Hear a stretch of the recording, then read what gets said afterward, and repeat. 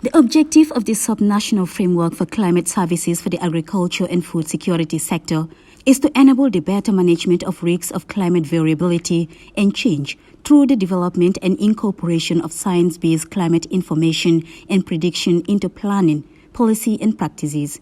The subnational framework follows the introduction of the National Framework for Climate Services and Implementation Action Plan in 2019. The document recommended the establishment of subnational frameworks for the climate-sensitive sectors of the country.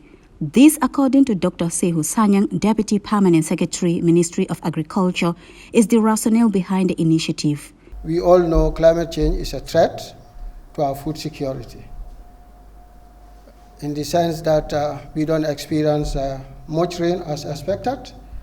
It may come early or it may cease early.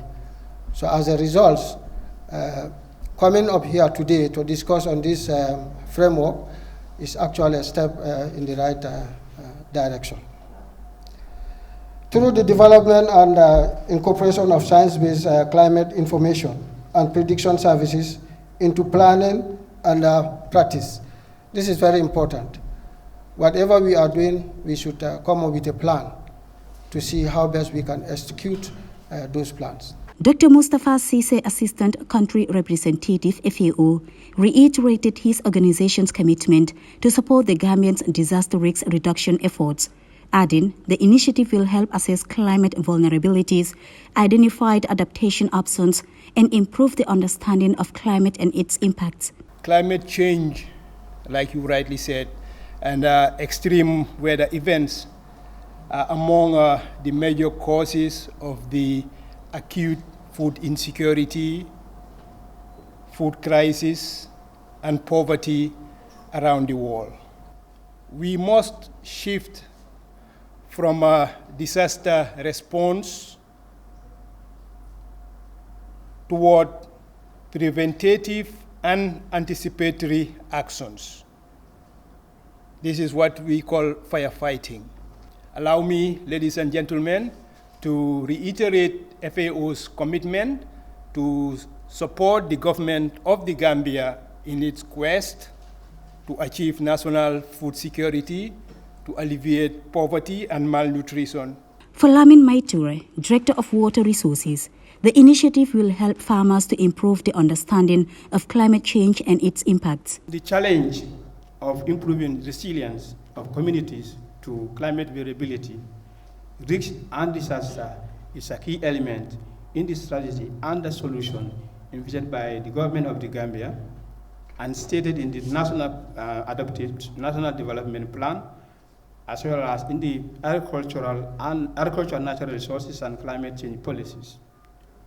While the answer seems to be existence of dedicated structure with an organized system, the provision of adopted sectoral services to cope with extreme weather and climate is becoming increasingly important. Aliu Sow, National Coordinator of NACOFAC, is hopeful that the framework will yield dividend in the livelihoods of farmers. The issue of climate has been a nightmare over the years. That's why FAO coming into this kind of an intervention, supporting the establishment or the development of the framework on climate change at the agricultural sector is timely, and I think this will definitely yield dividend for the livelihood development of farmers' organization.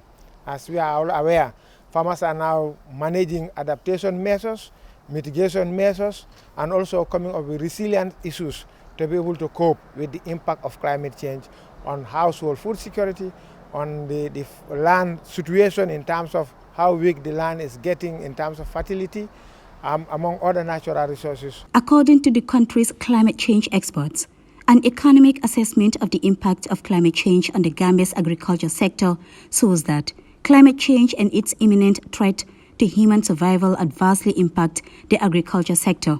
In countries like the Gambia, economic costs of climate change are colossal, a narration that could be changed through the use of science-based climate predictions and services. Janket Ture, GRTS News.